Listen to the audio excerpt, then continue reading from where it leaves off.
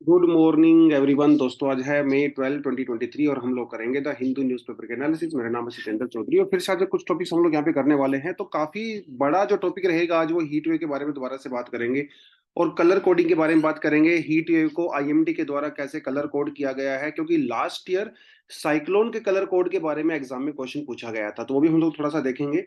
उसके अलावा ये जो टॉपिक है रिपीटेड है, कल हम लोगों ने अच्छे से डिस्कशन किया था दिल्ली और सेंट्रल गवर्नमेंट के बीच में ब्यूरोक्रेसी को लेके जो भी इश्यूज हैं वो थोड़ा सा हम लोग आज देखेंगे, क्योंकि सुप्रीम कोर्ट का वर्डिक्ट फाइनली आ चुका है। उसके अलावा सुप्रीम कोर्ट का एक और वर्डिक्ट आया है जो महाराष्ट्र के अंदर इशू चल रहा था, उद्धव ठाकरे और शिंदे, एक नाथ शिंदे, उस ग्रुप के बीच में जो चल रहा था, सेना वर्सेस सेना। तो उसके बारे में भी आज यहाँ पे वर्डिक्ट आया, तो थोड़ा सा उसके बारे में देखेंगे। बहुत डिटेल में जाने की जरूरत नहीं है, बस थोड़ा सा ऊपर से इशू समझेंगे क्या है। उसके अलावा इसराइल और वेस्ट बैंक, ठीक है, इसकी लोकेशन थोड़ा सा देखेंगे। मेडिटेरेनियन ओशन की लोकेशन थोड़ा सा देखेंगे, कौन कौन सी कंट्रीज को सराउंड करती हैं, ये इशू क्या है, हल्का सा इसके बारे में जानेंगे, क्योंकि ये टॉपिक हम लोग पहले काफी बार कवर कर चुके हैं इंटरनेशनल अफेयर्स वगैरह के अंदर। और जो एडिटोरियल है आज का वो मल्टी अलाइनमेंट अप्रोच की बात करता है। तो ये कुछ आर्टिकल्स अपने होने वाले हैं, तो थोड़ा सा एक बार जाके देख लेते हैं भैया फ्रंट पेज पे क्या हो रहा है। फ्रंट पेज पे अगर आप देखें तो ये आर्टिकल दिया हुआ है जो कहता है Delhi government has control over officer, says supreme court. Officer मतलब हम लोग सिविल सर्वेंट्स की यहाँ पे बात कर रहे हैं, जो आईएएस ऑफिसर होते हैं, आईपीएस ऑफिसर होते हैं, आईआरएस ऑफिसर्स वगैरह होते हैं। तो इनके बीच में जो है काफी इशू चल रहा था। सेंट्रल गवर्नमेंट ये कहती थी भैया क्योंकि दिल्ली एक यूनियन टेरिटरी है और इसको स्पेशल स्टेटस मिला हुआ है। क्यों मिला हुआ है? क्योंकि हमारे देश की कैपिटल है। तो यहाँ के जो ब्यूरोक्रेट्स हैं वो उनके कंट्रोल में होने चाहिए, मतलब एक तरह से आप ये कह लीजिए एलजी के कंट्रोल में होने चाहिए। केजरीवाल जी ने कहा कि नहीं भाई, क्योंकि मैं एक इलेक्टेड पर्सन हूं और जनता ने मुझे इलेक्ट किया है, तो जनता के सारा काम एडमिनिस्ट्रेशन का मुझे ही करना पड़ता है, इसलिए जो ब्यूरोक्रेट्स है वो मेरे कंट्रोल में होने चाहिए।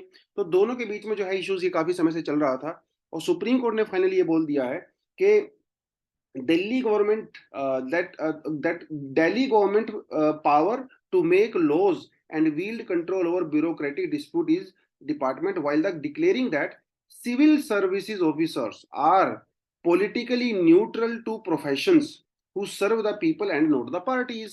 तो भाई ये कह रहे हैं कि भाई आपस में अब क्यों झगड़ रहे हो, जो सिविल सर्वेंट होता है उसे क्या फर्क पड़ता है, चाहे उसको एलजी कंट्रोल करे, चाहे उसको केजरीवाल कंट्रोल करे, चाहे प्रेसिडेंट कंट्रोल करे, उसे कोई फर्क पड़ना ही नहीं चाहिए, क्योंकि उसका तो करेक्टर न्यूट्रल होता है। वो पार्टी को रिप्रेजेंट थोड़ी ना करता है। A constitutionally entrenched and the democratically elected government needs to have control over its administration। तो जो सिविल सर्वेंट्स होते हैं वो एडमिनिस्ट्रेशन करते हैं, और एडमिनिस्ट्रेशन की रिस्पॉन्सिबिलिटी किसकी होनी चाहिए? गवर्नमेंट की होनी चाहिए, जो कि जो इलेक्टेड होती है डेमोक्रेटिकली, जो लोगों के द्वारा चुनी जाती है। उसके द्वारा अब एलजी को लोगों के द्वारा थोड़ी ना चुना गया है, एलजी को तो अपॉइंट किया गया है सेंट्रल गवर्नमेंट के द्वारा। तो पावर किसके हाथ में नहीं चाहिए? जो इलेक्टेड गवर्नमेंट होती है, ऐसा सुप्रीम कोर्ट ने कहा। और एडमिनिस्ट्रेशन के अंदर क्या क्या आता है, कौन होते हैं administrators? Administration comprises several public officers who are posted in the services of the particular government. Government की सर्विस के लिए उनको अपॉइंट किया जाता है, irrespective of whether or not that government was involved in their recruitment or not। अब दिल्ली के जो गवर्नमेंट है वो इन ऑफिसर्स की रिक्रूटमेंट के अंदर इन्वॉल्व नहीं है, उसके बावजूद भी जो सिविल सर्वेंट्स होते हैं उनको दिल्ली सरकार की सर्विसेज के लिए चुना जाता है। अब जैसे मान लो कल को आप आईएएस ऑफिसर बन गए, आपने तमिलनाडु का जो है कैडर चुन लिया। अब आप जब चुने गए हो, आपको अपॉइंट किया गया है, तो आपको तमिलनाडु की गवर्नमेंट के द्वारा अपॉइंट नहीं किया गया है, उसके बावजूद भी आप तमिलनाडु की गवर्नमेंट को सर्व करते हो। तो सिविल सर्वेंट का काम क्या होता है? इंप्लीमेंट करना पॉलिसीज, हेल्प करना गवर्नमेंट की, उसको सर्व करना गवर्नमेंट को, यही तो काम होता है। अब वो आपको उसके लिए न्यूट्रल रहना चाहिए, irrespective of whether or not that government was involved in their recruitment। जैसे तमिलनाडु का एग्जांपल, यहाँ पे दिल्ली का एग्जांपल आप यहाँ पे देख सकते हो। तो ये सरकार ने बेसिकली कहा है सुप्रीम कोर्ट ने कि फाइनली ब्यूरोक्रेट्स के ऊपर दिल्ली सरकार का अधिकार होना चाहिए। ये यहाँ पे मामला बनता है। कुछ और डिटेलिंग भी इसके अंदर उन्होंने मेंशन किया है कि एलजी की पावर्स वगैरह के बारे में डिस्कशन किया, वो थोड़ा सा हम लोग बाद में देखेंगे। लेकिन अभी थोड़ा सा टॉपिक देख लेते हैं अपना हीट वेव का। तो हीट वेव के बारे में जो है आपको पहले से काफी अच्छे से पता ही है कि हीट वेव क्या होती है क्या नहीं होती है। आप यहाँ पे आर्टिकल देखिए क्या कहता है। आर्टिकल कहता है कि heat wave in Gujarat, orange alert issued on May 12। आज के दिन गुजरात में ऑरेंज अलर्ट दिया गया है गुजरात की सरकार के द्वारा। क्योंकि वहां पे हीट वेव बहुत ज्यादा चल रही है। 43 सेंटीग्रेड से ज्यादा टेम्परेचर वहां पे हो गया है अहमदाबाद के अंदर, इसलिए उन्होंने वहां पे अलर्ट दिया है। The temperature is likely to touch 44 degree. आज 2-3 दिन के लिए जो है कई सारे सिटीज के अंदर, आप जैसे जैसे सुरेंद्र नगर, गांधीनगर, राजकोट, भुज, वडोदरा वगैरह के अंदर टेम्परेचर 42-43 के आसपास चल रहा है, चलेगा, और 44 पे भी जा सकता है। It may lead to heat stroke, it may lead to dehydration.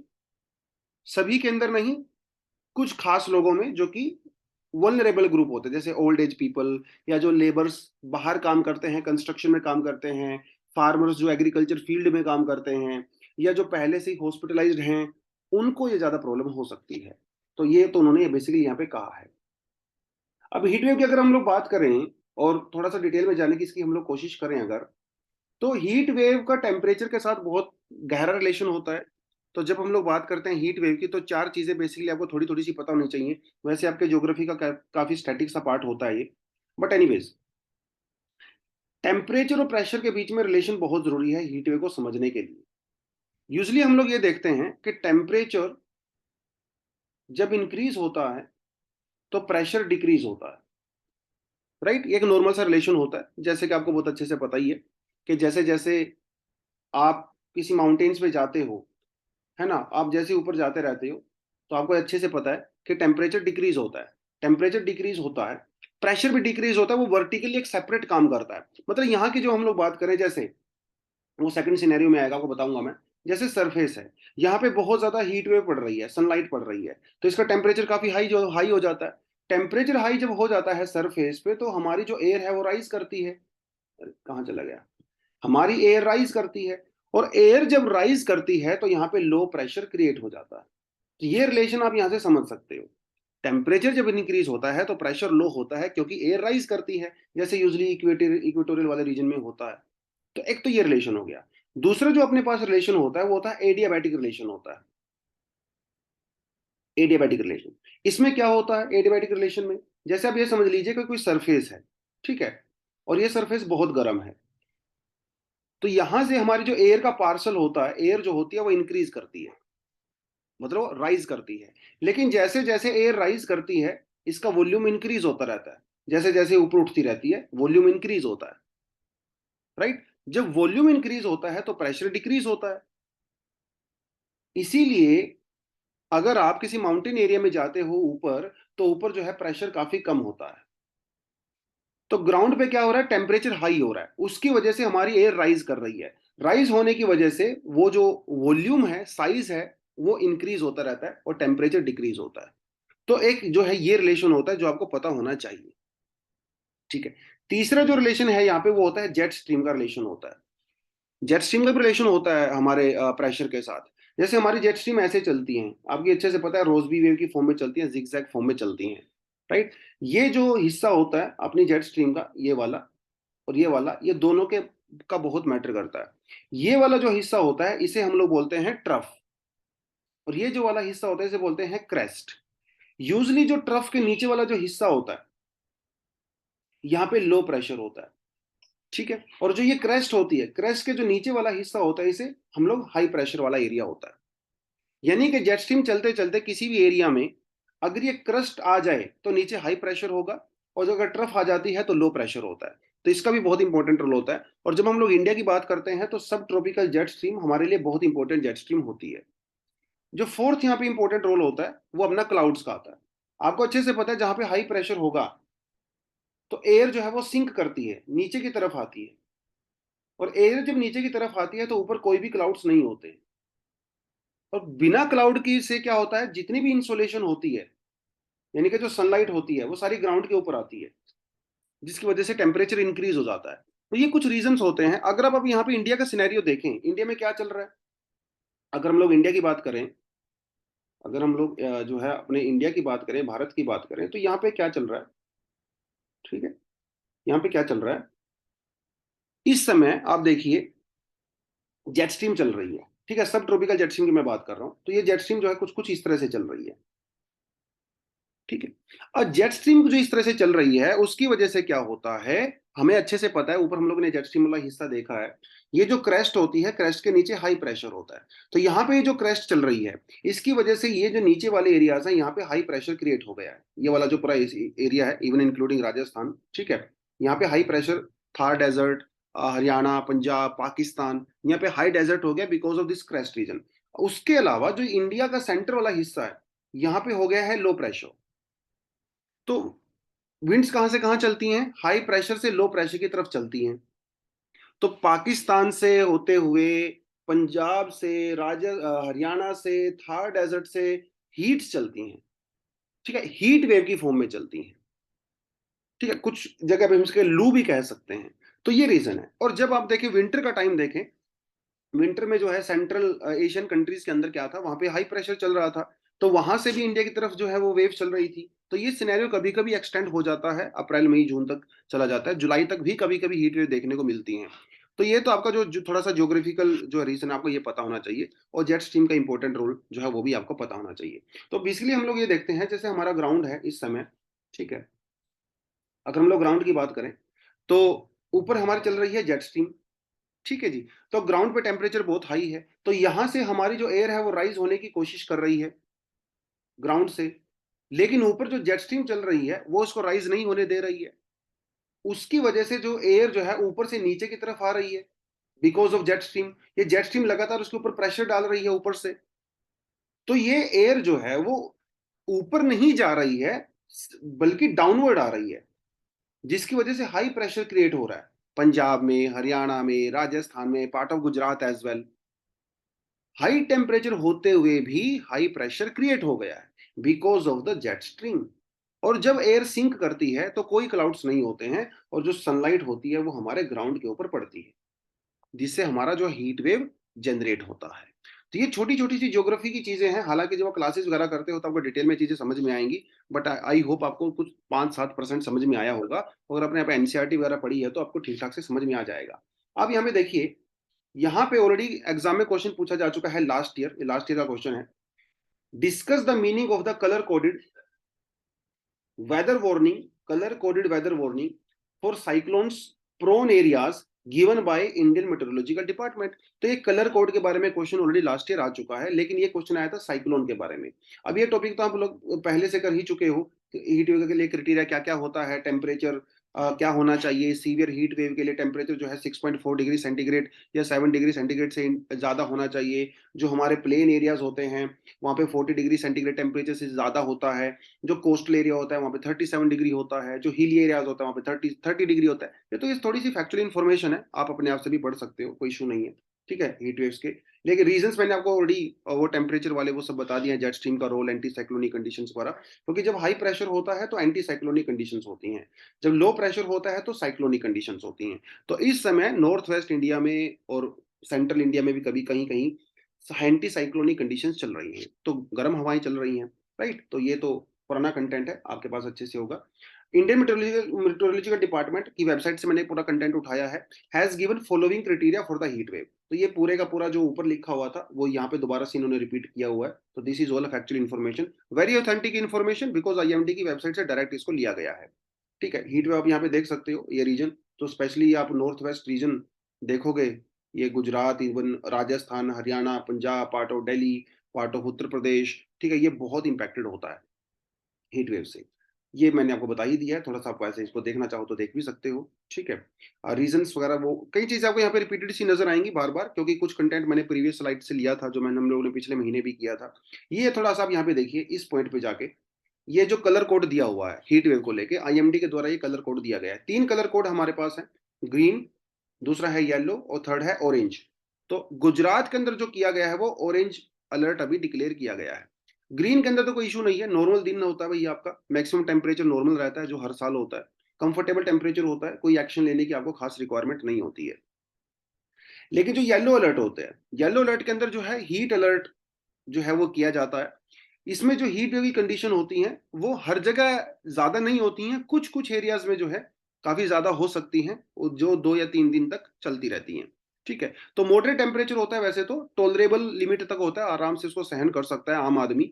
लेकिन जो वल्नरेबल ग्रुप्स होते हैं, जैसे छोटे बच्चे होते हैं, एल्डरली होते हैं, या जिनको थोड़ी बीमारियां वगैरह होती हैं, इनके लिए डेंजरस होता है, लेकिन आम आदमी के लिए आराम से होता है। तो अब यहाँ पे क्या क्या कर सकते हो आप, थोड़ा हल्के कपड़े पहन सकते हो, लाइट कलर कपड़े पहन सकते हो, अपने सर को जो है कवर कर सकते हो, कैप वगैरह पहन सकते हो, अम्ब्रेला वगैरह आप रख सकते हो। ये कुछ कुछ चीजें यहाँ पे हैं। सीवियर हीट वेव का जो अलर्ट होता है, जो कि ऑरेंज कलर का होता है, ये बहुत डेंजरस होता है। ठीक है, 2 दिन से ज्यादा जो है वो सीवियर हीट वेव चलती है, मतलब टेम्परेचर 47 डिग्री सेंटीग्रेड से ज्यादा चलता है। ठीक है, तो ये कंडीशन हो गई। अगर मान लो वो सीवियर भी नहीं है, ठीक है, वो हीट वेव चल रही है तो, लेकिन वो 4 दिन से ज्यादा होनी चाहिए। अगर सीवियर चल रही है तो 2 दिन से ज्यादा, नॉर्मल चल रही है तो 4 दिन से ज्यादा, तो सीवियर की कंडीशन में वो आ जाता है। इसमें तो वही हालत काफी खराब हो जाती है, और हीट इलनेस सिम्टम्स जो है आपको नजर आने शुरू हो जाते हैं अगर आप सन के अंदर जो है ज्यादा देर तक रहते हो। ठीक है, तो खासकर बच्चे, एल्डरली पीपल वगैरह, वो सब यहाँ पे डेंजरस उसके लिए होता है। तो आप क्या कर सकते हो, अपने आप को डिहाइड्रेटेड आप हो जाते हो तो पानी वगैरह आप जो है आराम से पीजिए, पानी वाना पीजिए, ऑरेंज जूस पी सकते हो, ओआरएस पी सकते हो। ठीक है, होममेड ड्रिंक जैसे लस्सी, Torani, rice water, lemon water, ठीक है, लस्सी, छाछ वगैरह जो है आप वो सब पीजिए। तो ये जो है इसके अंदर कंडीशंस में रहता है। ठीक है जी।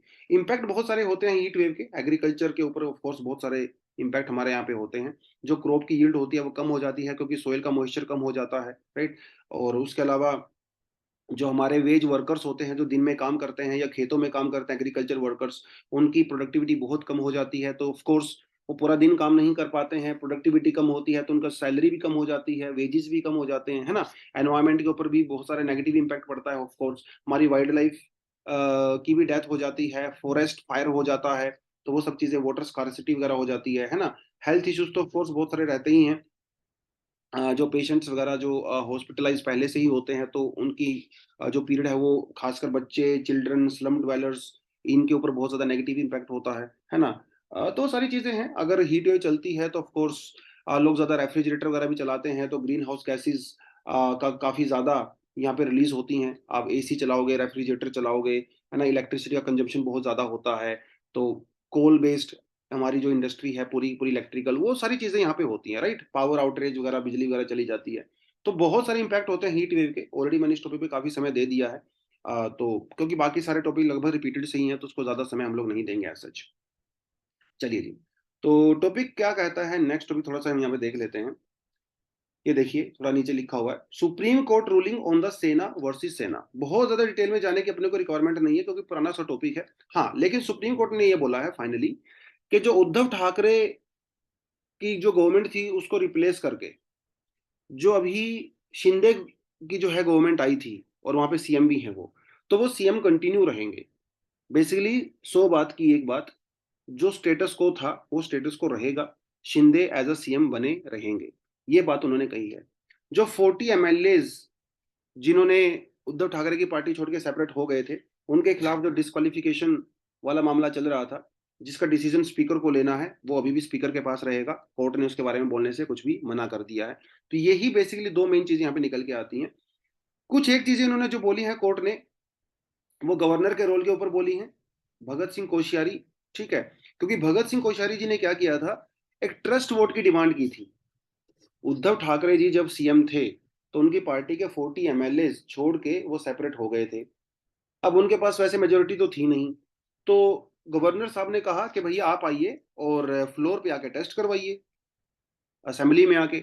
असेंबली में फ्लोर टेस्ट से पहले ही उद्धव ठाकरे ने रिजाइन दे दिया, और शिंदे साहब ने जो अपनी मेजोरिटी को प्रूफ कर दिया, तो जिससे वो सीएम बन गए।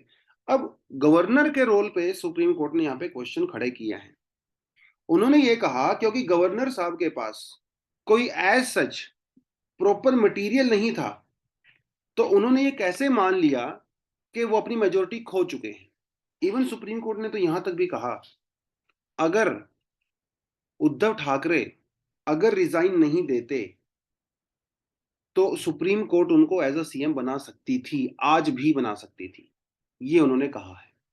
तो यही बेसिकली पूरा जो भी आर्टिकल पढ़ोगे आपको अल्टीमेटली वही समझ में आएगा, जो मैंने आपको बताई है 2-3 चीजें। ठीक है, थोड़ा सा कंटेंट मैंने आपको यहाँ पे डाल दिया, ज्यादा डिटेल में इसलिए नहीं गया, आपको बहुत अच्छे से पता है, क्योंकि ये टॉपिक हम लोग पहले कई बार डिस्कशन कर चुके हैं, बहुत डिटेल में इसलिए नहीं जाएंगे हम लोग। ठीक है, 25 डेड एज द मिलिटेंट, ये थोड़ा नया टॉपिक है, काफी समय बाद कर रहे हैं, तो इसलिए थोड़ा सा इसको हम अच्छे से देखेंगे। रिपीटेड से टॉपिक तो बार बार वही कहानी घूमती रहती है बार इधर से उधर।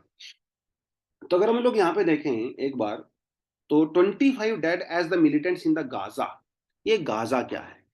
ये जो टर्म्स होती हैं, जो प्लेसेस होते हैं न्यूज, ये यूपीएससी के पर्सपेक्टिव से काफी इंपॉर्टेंट होते हैं। अब गाजा यहाँ पे न्यूज में है, कहाँ है गाजा? ये देखिए, ये छोटी सी जो एरिया है इसे हम लोग गाजा स्ट्रिप कहते हैं। इधर अपना आता है मेडिटेरेनियन ओशन। तो अगर आपसे एग्जाम में पूछे कि which of the following places which were in news they have a boundary, they share boundary with the Mediterranean ocean, तो आपको ये पता होना चाहिए गाजा स्ट्रिप शेयर करता है बाउंड्री। ये जो येलो कलर में आपको नजर आ रहा है, इसे कहते हैं वेस्ट बैंक। ठीक है, दोनों के ही अंदर पैलेस्टीनियंस रहते हैं, लेकिन इसे कोई और अलग कंट्रोल किया जाता है, इसे अलग कंट्रोल किया जाता है।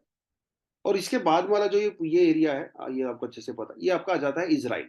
ठीक है, इजराइल के ऊपर आप ये छोटा सा एरिया देखोगे, ये है सी ऑफ गैलीली, और ये आपका पड़ता है इधर गोलन हाइट्स। गोलन हाइट जो है पहले सीरिया का पार्ट हुआ करता था, लेकिन 1967 के वॉर में सीरिया से जो है इसने इजराइल ने इसको कैप्चर कर लिया, और अभी इजराइल के अंडर में आता है गोलन हाइट्स। तो ये कुछ प्लेसेस इन न्यूज हैं। सी ऑफ गैलीली कहाँ पड़ता है? तो एक तरफ गोलन हाइट्स है, दूसरी तरफ इजराइल है, दोनों के बीच में पड़ता है। आप यहाँ पे देखिए, ये आपका आता है डेड सी, ये डेड सी है। डेड सी के एक तरफ आता है जॉर्डन और दूसरी तरफ आता है वेस्ट बैंक, विच इज आप या फिर इसराइल भी कह सकते हो। ठीक है, इधर आता है वेस्ट बैंक, क्योंकि वेस्ट बैंक कोई सेपरेट कंट्री तो है नहीं है। ठीक है, तो इसे आप इसराइली कंसिडर कर लीजिए। तो इसराइल तो वैसे नीचे यहाँ पे है ही, तो ये आता है आपका आता है आपका डेड सी। ठीक है, डेड सी की सैलिनिटी बहुत हाई होती है, तो ये आपका है मेडिटेरियन ओशन। तो गाजा स्ट्रिप के अंदर अब ये देखिए, यहाँ पे ना अलग अलग पार्टीज रूल करती हैं। अब इसराइल के अंदर तो आपको पता है, तो मोस्टली यहाँ पे मेजोरिटी जूज ही रहते हैं। ठीक है, वेस्ट बैंक के अंदर मोस्टली पैलेस्टीनियंस रहते हैं, और गाजा स्ट्रिप के अंदर भी मोस्टली पैलेस्टीनियंस ही रहते हैं। तो इनके बीच में आपस में वॉर चलता रहता है। तो गाजा स्ट्रिप में जो हमास ग्रुप है, जो इसे कंट्रोल करता है, ठीक है, हमास ग्रुप को मोस्टली टेररिस्ट गवर्नमेंट डिक्लेयर किया गया है बाय वेस्टर्न गवर्नमेंट्स। ठीक है, ये थोड़ा सा आप देख लेना, ये थोड़ा सा याद करना पड़ेगा आपको। ठीक है, हमास क्या है, गाजा स्ट्रिप क्या है, थोड़ी थोड़ी लोकेशंस अगर आपको जाननी चाहिए। तो इनके ऊपर लगातार अटैक होता रहता है, और इस समय गाजा स्ट्रिप के बीच में और इजरायली गवर्नमेंट के बीच में, फोर्सेस के बीच में जो है वो टसल चल रहा है, जिसकी वजह से अनफॉर्चुनेटली 25 लोगों की यहाँ पे डेथ हो गई है। तो ये थोड़ा सा आप देखेंगे, ये पूरा area time to time change हुआ है। फर्स्ट वर्ल्ड वॉर के दौरान देर वॉज नो इसराइल। ठीक है, ये पूरी एरिया को जो है पैलेस्टीनियन लैंड ही बोला जाता था, लेकिन इसराइल जो ज्यूज हैं, they were demanding a separate land for them. तो ब्रिटिश लोगों ने अमेरिका के साथ मिलके, ब्रिटिश गवर्नमेंट ने फ्रेंच वगैरह गवर्नमेंट के साथ मिलके जो है एक आपस में सीक्रेट ट्रीटी किया, और इन्होंने ये कहा कि हम लोग ज्यूज के लिए अलग से एक होमलैंड बनाएंगे।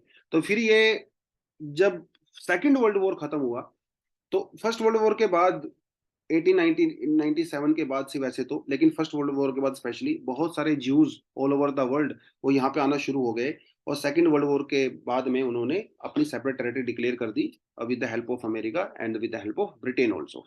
तो ये जो 1947 में आप यहाँ पे देख सकते हो, 1947 में इजिप्ट, जॉर्डन, सीरिया, लेबनान, कई सारी कंट्रीज ने इसराइल के अगेंस्ट के ऊपर अटैक किया, और फाइनली इसराइली जो गवर्नमेंट फोर्सेस थी वो विक्टोरियस रही, बाकी फोर्सेस हार गई। तो कई सारे एरियाज को कैप्चर कर लिया गया इसराइल के द्वारा। फिर 1967 में एक और वॉर हुआ, जिसे 6 डे वॉर कहते हैं। उस 6 डे वॉर में जो है इजिप्ट, जॉर्डन और सीरिया दोबारा से बस इनके बीच में लड़ाई हुई, और वहां पे भी 1967 में भी इसराइल जो है जीत गया, और ये इसराइल ने जो है इजिप्ट का ये वाला हिस्सा कैप्चर कर लिया, और गाजा स्ट्रिप को भी कैप्चर कर लिया, वेस्टर्न इसको भी कैप्चर कर लिया, गोलन हाइट्स को भी कैप्चर कर लिया। हालांकि इजिप्ट के साथ बाद में उन्होंने पीस ट्रीटी किया, जॉर्डन के साथ भी। और ये जो ये वाला हिस्सा है, इसे हम लोग जो है, अब देखिए थोड़ा सा दिखाता हूँ आपको। ठीक है, ये वाला हिस्सा, इसे सिनाई पेनिनसुला कहते हैं। It was captured by Israel initially, but later on it was given back to Egypt when Egypt actually recognized Israel as a country। ठीक है, 1967 में ही वेस्ट बैंक का जो कुछ हिस्सा है वो जॉर्डन के कंट्रोल में चला गया। यहाँ पे जेरूसलेम आता है, इसके बीच में इश्यूज चल रहे हैं, वो सारी चीजें थोड़ा सा आपको पता होना चाहिए। जो दो ग्रुप्स की मैं बात करूंगा जो एग्जाम में आपसे पूछ सकता है, वो होता है हमास, और एक आता है फाटा। पूछ लेता है एग्जाम में छोटी छोटी चीजें। तो वेस्ट बैंक के अंदर जो है फाटा ग्रुप है, वो वेस्ट बैंक को कंट्रोल करता है, इट्स अ पॉलिटिकल पार्टी। ऐसे ही हमास जो ग्रुप है वो गाजा स्ट्रिप को कंट्रोल करता है। Hamas is considered as a terrorist group by Israel and many western countries also, लेकिन हमास ये कहता है कि नहीं, हम लोग तो पॉलिटिकल ऑर्गेनाइजेशन है। तो ये छोटी छोटी चीजें जो है आपको पता होनी चाहिए अपने एग्जाम के परस्पेक्टिव से। ये टॉपिक भी खैर हम लोग पहले कर चुके हैं। अगर आप हमारे यूट्यूब चैनल पे जाओगे प्रेप वाले पे, तो आपको वहां पे एक बहुत बड़ा टॉपिक भी दिखेगा, एक घंटे के लगभग का वो टॉपिक है। जेरूसलेम के बारे में मैंने पूरी हिस्ट्री वहां पे एक्सप्लेन की हुई है, इसकी रिलीजियस हिस्ट्री, ज्योग्राफिकल हिस्ट्री, कहाँ से क्या चीजें शुरू हुई थी, वो भी जो जाके आप देख सकते हो अगर आपको प्रॉपरली इस टॉपिक के बारे में समझना है। मेडिटेरेनियन सी को आप देख सकते हो कौन कौन सी कंट्रीज को सराउंड करती हैं, यूपीएससी में बड़ी क्वेश्चन यहाँ से आ चुका है। तो अगर आप यहाँ से मोरक्को से शुरू कर सकते हो, मोरक्को, अल्जीरिया, ट्यूनिसिया, लीबिया और इजिप्ट, ठीक है, अफ्रीकन कंट्रीज हैं जो मेडिटेरेनियन ओशन को टच करती हैं। तो इसका तो सिंपली ये याद करना, METLE, METLE, मेटल, ठीक है, आराम से याद कर सकते हो। अगर आप यहाँ पे देखोगे कौन कौन सी कंट्री जो है वो टच करती हैं, तो यहाँ पे अपन आ जाता है सीरिया, इधर आ जाता है लेबनान, इसराइल, ठीक है, और ऊपर आ जाता है टर्की। तो इसको आप कैसे याद कर सकते हो? इसे आप लिस्ट से याद कर सकते हो। List, L for Lebanon, I for Israel, S for Syria and T for Turkey.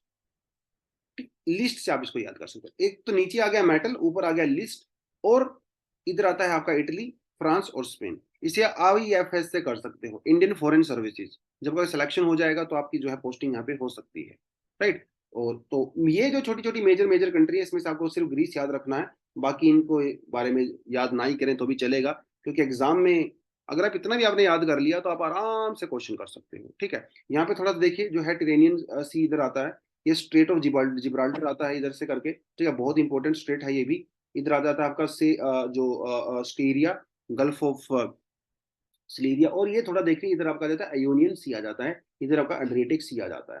तो थोड़ा थोड़ा सा आपको ये देखिए इधर से साइप्रस आ जाता है। साइप्रस के दो हिस्से होते हैं, नदन साइप्रस और सदन साइप्रस। नदन साइप्रस के अंदर जो है टर्की कंट्रोल करता है, और सदन साइप्रस के अंदर जो है ग्रीस कंट्रोल करता है। इन दोनों के बीच में आपस में जो है फाइट भी चलती है दोनों के बीच में। तो थोड़ी थोड़ी सी चीजें इंटरनेशनली आपको पता होनी चाहिए, ठीक है जी। चलो, ये मैंने आपको थोड़ा सा बता ही दिया है, हल्का हल्का सा थोड़ा। अगर आपको पढ़ना चाहो तो डेफिनेटली इसको पढ़ सकते हो, ठीक है। जो पूरा कोर्ट का वर्डिक्ट है वो मैंने पूरा ये 8-10 पॉइंट बनाए हुए हैं आपके लिए, ठीक है। आप इसको थोड़ा सा अपने हिसाब से देख सकते हो, समझ में आ जाएगा। बहुत मुश्किल यहाँ पे कुछ ऐसा है नहीं। बेसिकली गवर्नर के रोल पे काफी क्वेश्चन खड़े किए सुप्रीम कोर्ट ने। गवर्नर को कहा कि भाई अपनी कॉन्स्टिट्यूशनल ड्यूटी प्रॉपर तरीके से कीजिए। गवर्नर को उन्होंने ये कहा कि आप किसी पॉलिटिकल पार्टी के माउथ पीस नहीं हो, ठीक है, आपको न्यूट्रल रहना चाहिए, ठीक है, दोनों पार्टी के बराबर। तो गवर्नर के ऊपर काफी रोल यहाँ पे आया है, तो वो थोड़ी सी चीज आप देखिए। बाकी जो दिल्ली की गवर्नमेंट है, जो उसके लिए बोला गया है कि ब्यूरोक्रेट्स को कंट्रोल करेंगे, ठीक है, एक वो टॉपिक जो है आप थोड़ा सा देख सकते हैं। ये टॉपिक हम लोग आज कवर नहीं करेंगे, वैसे तो मैंने इसको आज के लिए इंक्लूड किया था, डेट सीलिंग वाला यूएसए का। तो ये मैंने फ्यूचर के लिए रखा हुआ है, तो टेंशन मत लें, ठीक है। 1-2 दिन के अंदर अगर मुझे लगेगा कोई खास मटेरियल नहीं है न्यूज़पेपर में, तो हम लोग इस टॉपिक को डिस्कशन कर सकते हैं। यूएस डेट सीलिंग क्या होता है, कैसे काम करता है, थोड़ा सा आइडिया होना चाहिए। वैसे तो यूपीएससी के लिए बहुत इंपॉर्टेंट नहीं है, क्योंकि अमेरिका का मामला है, इंडिया यहाँ पे स्टेक होल्डर नहीं है। अब बट फिर भी थोड़ा सा इसको हम लोग देख लेंगे, ठीक है। आज नहीं करते हैं, फिर करेंगे इसको, ठीक है। तो ये वाला भी आपको मैंने बता ही दिया है कि जो ब्यूरोक्रेट्स के ऊपर जो कंट्रोल है वो अभी दिल्ली सरकार का रहेगा, सेंट्रल गवर्नमेंट का नहीं रहेगा। हालांकि जो तीन ही चीजें हैं, पुलिस, लैंड और पब्लिक ऑर्डर, यहाँ पे पूरी तरह से अभी भी सेंट्रल गवर्नमेंट का कंट्रोल ही रहेगा। इनके बारे में केजरीवाल सरकार कुछ भी नहीं कर सकती, नहीं कर सकती है। तो ये तीन चीजें आपको पता होनी चाहिए, ठीक है। तो कुछ इमरजेंसी वाले सिनेरियो में यूनियन गवर्नमेंट ओवरराइड कर सकती है स्टेट गवर्नमेंट के, मतलब दिल्ली सरकार के ऑर्डर को, कुछ खास केस में, हर केस में नहीं। तो उस खास केस में लेफ्टिनेंट जो गवर्नर हैं वो उस मैटर को प्रेसिडेंट के पास भेज सकते हैं। अब यहां पे भी बड़ा इंपॉर्टेंट इशू आता है। यहां पे एक इंपॉर्टेंट इशू होता है जिसे हम लोग कहते हैं अपोजिशन ऑफ ओपिनियन या डिसएग्रीमेंट ऑफ ओपिनियन।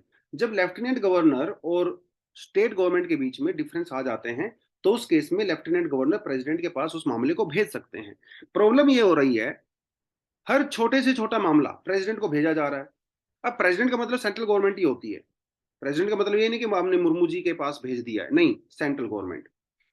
तो गवर्नर ये ऐसा नहीं करना चाहिए। ऐसा सुप्रीम कोर्ट ने कहा कि भैया छोटी छोटी चीजें क्यों कर रहे हो आप यार, कोई बहुत बड़ी चीज आ जाए, फंडामेंटल राइट इश्यूज के बारे में आ जाए, सेंट्रल स्टेट रिलेशन के बारे में आ जाए, तब तो भेजना बनता भी है।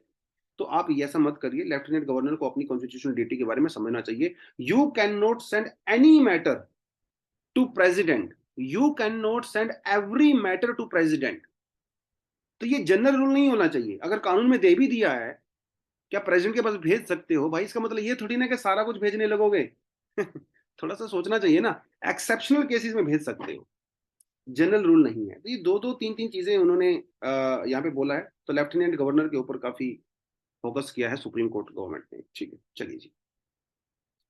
एडिटोरियल क्या अगर हम लोग बात करें तो एडिटोरियल तो वही बेसिकली घिसा पिटा सा ही है, कुछ नया इसमें खास दिया नहीं है। The problem with the India's multi alignment stand. ये मल्टी अलाइनमेंट स्टैंड का मतलब क्या होता है? इंडिया अमेरिका के साथ भी बढ़िया रिलेशन बना के रखना चाहता है। यस, इंडिया यूरोपियन कंट्रीज के साथ भी बढ़िया रिलेशन बना के रखना चाहता है। इंडिया रशिया के साथ भी अच्छे रिलेशन बना के रखता है। तो मल्टी अलाइनमेंट चल रही है हमारी, जापान के साथ भी चल रही है, रशिया के साथ भी चल रही है, साउथ कोरिया के साथ भी चल रही है, चाइना के साथ भी चल रही है। एससीओ का मेंबर भी हैं हम लोग। उधर से अमेरिका के साथ भी चल रही है, I2UT भी हम लोगों ने ज्वाइन कर रखा है। तो इंडिया एक मल्टी अलाइनमेंट स्टैंड हम लोगों ने ले लिया है। मल्टी अलाइनमेंट नॉन अलाइनमेंट से अलग होता है। नॉन अलाइनमेंट एक तरह का, आप ये समझ लीजिए, पैसिव अलाइनमेंट होती है। और जो मल्टी अलाइनमेंट है वो एक्टिव अलाइनमेंट होती है। हम लोग एक्टिवली पार्टिसिपेट करते हैं। लेकिन क्या ये इंडिया के लिए जरूरी है? क्या इंडिया को ऐसा करना चाहिए? ये इसके अंदर थोड़ा सा डिस्कशन किया गया है। हालांकि अगर चाइना की बात करें, चाइना मल्टी अलाइनमेंट में ऐसा बिलीव नहीं करता। चाइना ने अपना प्रॉपर स्टैंड दुनिया को बता दिया है। चाइना की जो पोजीशन है इस समय वो अमेरिका के अगेंस्ट में है, दैट्स इट। जब चाइनीज मिनिस्टर यूरोप के अंदर जाके विजिट करते हैं तो यूरोप वालों को गाली दे के आते हैं, अमेरिका को गाली देते हैं। जिस तरह से रशिया के बीच में और चाइना के बीच में अलाइनमेंट बन रही है, तो सीधा सीधा सा नजर आता है कि चाइना की पोजीशन क्लियर है अगेंस्ट अमेरिका। लेकिन जब इंडिया की पोजीशन देखेंगे तो ना तो हम किसी के अगेंस्ट में है ना किसी के फेवर में है। इंडिया अपने आप को एज अ सॉफ्ट पावर जो है यहाँ पे दिखाना चाहता है इन सो मेनी टर्म्स। हम लोग अपने आप को मदर ऑफ डेमोक्रेसीज कहते हैं, मोरल फोर्स कहते हैं। अगर आप मोदी जी के भाषणों को सुनो, आपको इसी तरह की चीजें वहां पे नजर आएंगी। हालांकि मोदी जी ने कहा था कि ये दिस इज नॉट टुडेज वो era, is not era of war. लेकिन इस एक खाली स्टेटमेंट से कुछ नहीं होता है। एक तरफ हम लोग जेलेंस्की से भी बात कर रहे हैं, दूसरी तरफ हम लोग रशिया से ऑयल भी मंगवा रहे हैं। हम लोग विश्व गुरु होने की बात करते हैं। अरे विश्व गुरु होने का मतलब ये थोड़ी ना होता है कि आप जो है अग्रेसर के फेवर में खड़े हो जाएं। विश्व गुरु का मतलब ये होता है कि आप चीजों को समझें। अगर कहीं पे कोई स्ट्रोंग पावर अगर वीक पावर को दबा रही है तो आप उसको क्रिटिसाइज करें। ये मतलब होता है विश्व गुरु का। और यही बात यूक्रेन की मिनिस्टर ने भी इंडिया में आके कही थी कि इंडिया विश्व गुरु तो बनना चाहता है लेकिन अपनी पोजीशन नहीं छोड़ना चाहता। क्योंकि रशिया को यहाँ पे एज एन अग्रेसर कंसिडर किया जा रहा है। तो हम लोग अगर रशिया के अगेंस्ट में नहीं बोल रहे हैं, अग्रेसर के अगेंस्ट में नहीं बोल रहे हैं, इसका मतलब हम लोग विश्व गुरु वाली लाइन में नहीं जा रहे हैं। क्योंकि इंडिया एक सॉफ्ट पावर है, हार्ड पावर नहीं है। हार्ड पावर नहीं है इसका मतलब यह है कि हम लोग हार्ड पावर बनने की पोजीशन में नहीं है। चाइना की अभी इकोनॉमी देख लीजिए, चाइना का डिफेंस देख लीजिए, इंडिया से बहुत ज्यादा है। तो वो हार्ड पावर बन सकता है। तो India lacks hard power because of our weaker defence and weak economy.